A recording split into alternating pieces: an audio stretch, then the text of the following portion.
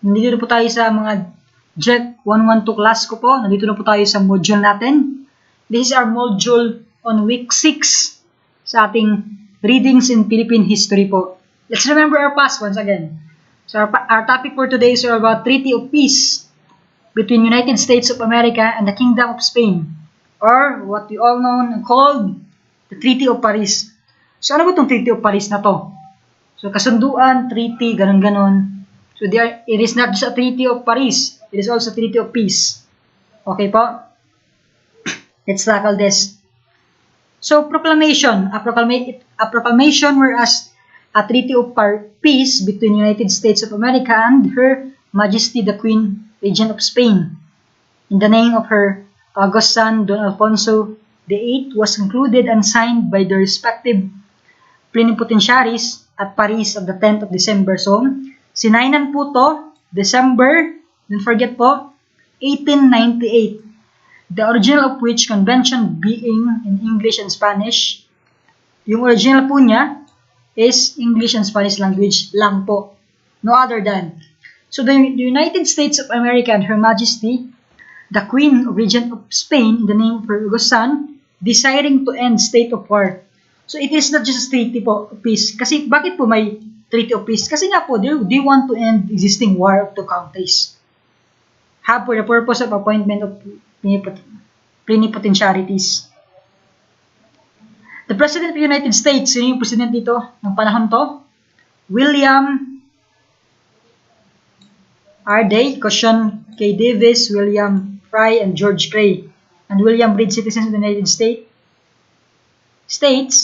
and Her Majesty to Queen Regent of Spain. So, ito na po yung mga tao dito. So, Don Eugenio Monteris, the President of the Senate, the Senator of the Senate, Don Buenaventura, and the Deputy Cortes, Don Wenceslao, siya yung envoy. So, sila po yung bumuo dito. So, Article 1, basahin po natin yung Article 1 kasi kasunduan to, para siyang Memorandum of Agreement. So, Spain relinquishes all claims of sovereignty over the title of Cuba. So, wala na pong claims yung Spain sa Cuba, and as the islands is upon its evacuation by Spain to be occupied by the United States. So, kailangan na po siya i-occupy ng United States. The United States then, again, hindi lang yung Spain yung may kuan, will so long such occupation shall assume the discharge of obligation under the national resolve from the pact of this occupation for the protection of life. Okay po? Article 2 cedes the United States the islands of Puerto Rico. The other islands now under Spain's sovereignty in the west and the islands of Guam. So, kailangan na po mag-cede United States dyan. Article 3, Spain cedes to United States the archipelago. So, ibigay na po sa Spain isuko na po sa Spain yung Philippine Islands sa United States, comprehending the islands lying within the following line. So, yan po yung mga measurement, ano yung mga dash dyan, na ito na po yan. So, ganyan po.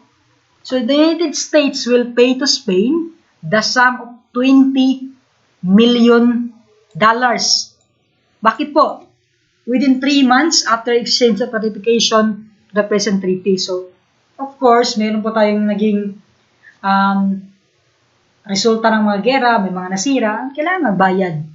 Kaya may mga isinuko din naman mga lugar. So, sa pagsuko kasi ng mga lugar, of course, pagkakapirahan niya ng United States, ng Spain, ng other, kukuha siguro sila ng buwis, any other thing, angkat ng mga produkto, within 3 months, okay na yan. Article 4, the United States, for the term 10 years, okay, from the date of exchange of ratification of the present day, admit Spanish ship and merchandise to the ports of the Philippine Islands in the same term. So, kailangan i-admit po ng United States yung Spanish ship po to the Philippine Islands on the same term. Okay, the United States. So, Article 5, the United States will, upon signature of the same treaty, send back to Spain at its own cost Spanish soldiers taken as prisoners. So, ito din po yung isang treaty dito na yung mga dakip sa gera ng United States na mga sundalo ng Spain, ibalik po sa Spain. Okay po. Article 6, Spain will, upon signature of the present treaty, release all prisoners of war. Hindi lang po yung mga soldiers po, bias naman po, pati yung mga civilian, no, na naging prisoners of war ng US. Okay po. Ang Spain yung mag-release. Kasi may mga dinakip yung Spain na all persons detained in prison for political issues in connection with Insurrection Cubas and the Philippines. So, kahit ano pong prisoners, may it be Filipino or may it be sa United States. But the government of the United States will at its own cost return to Spain. The government of Spain at its own cost to the United States, Cuba, Puerto Rico. So, ibabalik po ng kuwan po.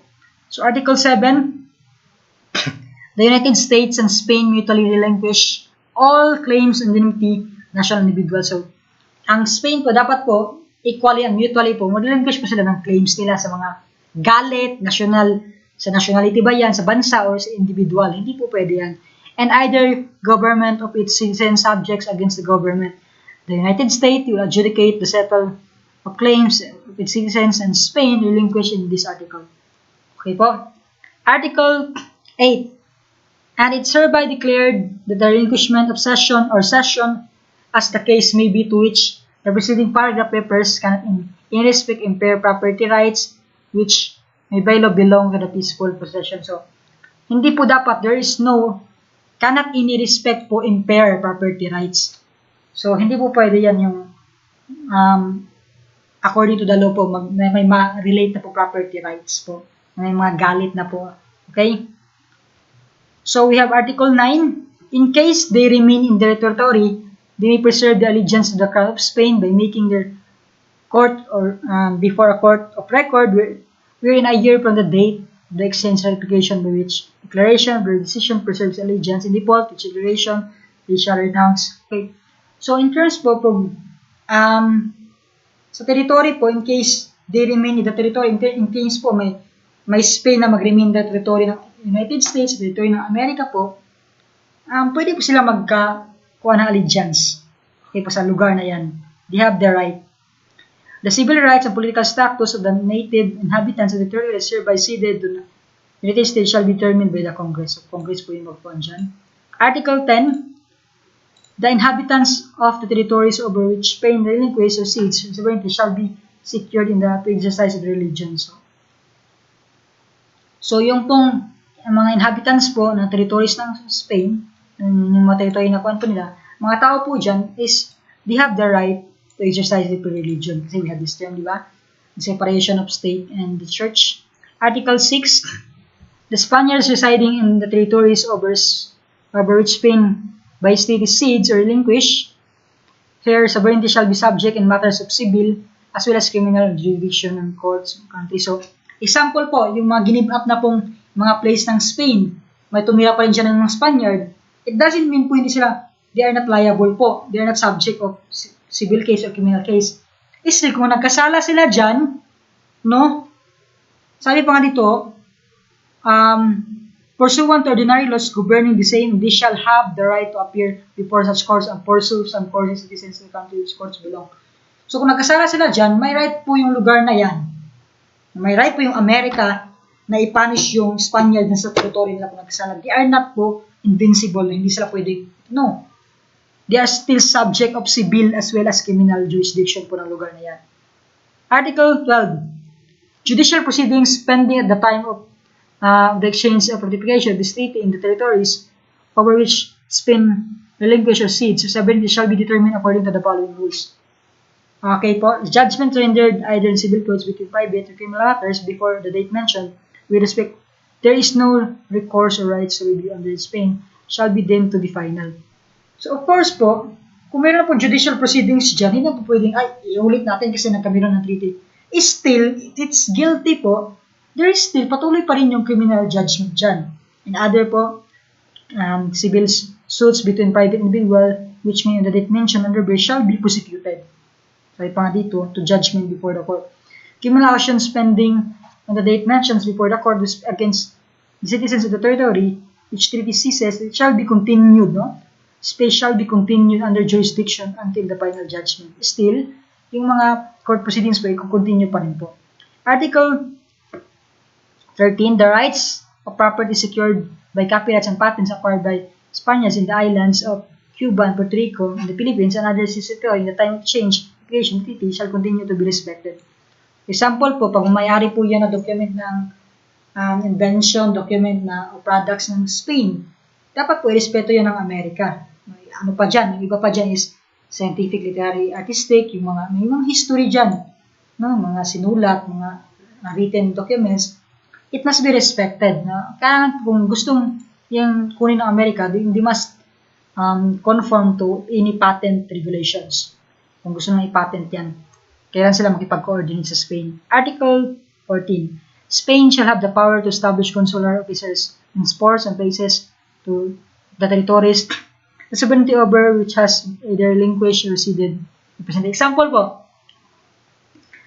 sa Qatar or sa in Kuwait po natin ngayon, we have consular officers po dyan. So sila yung mga konsulado, mga ambassadors. Kasi nga po, kahit po, sabi before po sa Treaty of Paris, kahit po nirelinquish na ng Spain, yung sovereignty nila dyan sa lugar na yan, still, there are still people living there, Spaniards, that has matters, public affairs matters, no, international affairs matters, na kailangan pa rin i-concern ng Spain. And they cannot do that unless there is consular officers, mga konsulado po.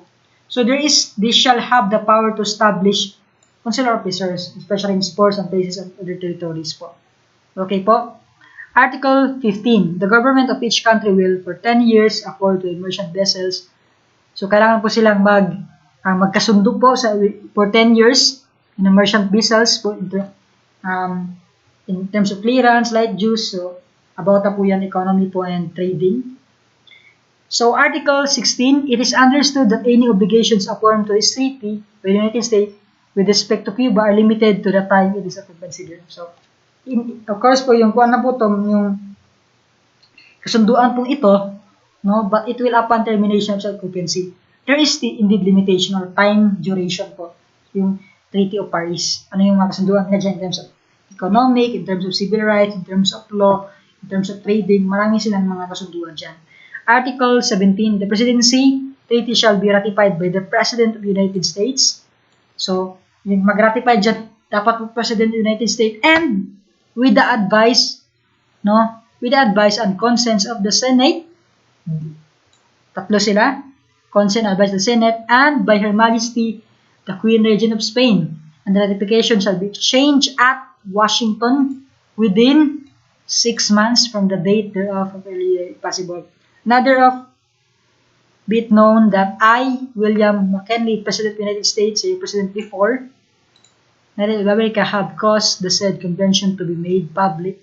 Of course, kailangan i-public po yan. Actually, public po yung naging treaty nila, yung mga pirmahan, ano pang nangyari doon, to the end that the same and every article and clause thereof may be observed and fulfilled by good faith by the United States and citizens thereof. So, here's our short official gazette po, and we have questions to ponder. And it is not an assignment po, okay? So, of the 17 articles of the Treaty of Paris or Treaty of Peace between America and Spain, select one article. Which do you think is favorable to the people of the Philippines? Select one article. Which do you think is unfavorable to the people of the Philippines? And explain them. So, mag-isip kayo. Sa lahat ng mga article na to, 31 hanggang 17 po, dito po sa Treaty of Paris, ano dyan, yung isang article lang, ano dyan ang pumapabor sa Filipino people? Ano dito? 1 ba? 2, 3, 4, 5, 6, 7, o kahit ano. And I believe meron po. So I hope each one of us have learned something about our treaty, and salamat po.